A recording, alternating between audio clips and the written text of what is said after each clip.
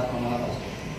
त्याचा की फार मोठा संबंध पोलीस विभागाशी येत नाही, परंतु सर्वांच्या अपेक्षा असतात की पोलिसांनी किमान त्यांना बोलवलं पाहिजे, अर्जांना बोलवलं पाहिजे, गैरहजरांना बोलवलं पाहिजे. तर तेवढी तरी अपेक्षा पूर्ण झाली पाहिजे, हे यामागचा उद्देश आहे. आणि जर समजा कॉग्निटिव्ह ऑफेन्सचा प्रकार असेल तर आपल्याला डायरेक्ट जनरली आपण एफआयआर दाखल करतो. तो समाजामध्ये असा विषय आहे की कुणाला कुठल्याही प्रकारचा त्रास असेल तर ते पोलिसाकडे येतात आणि ते आलंही पाहिजे, कारण पोलीस त्यासाठीच आहे. परंतु प्रत्येक गोष्टीचं सोल्युशन हे भारतीय न्यायसंहितेप्रमाणे होईलच असं नाही.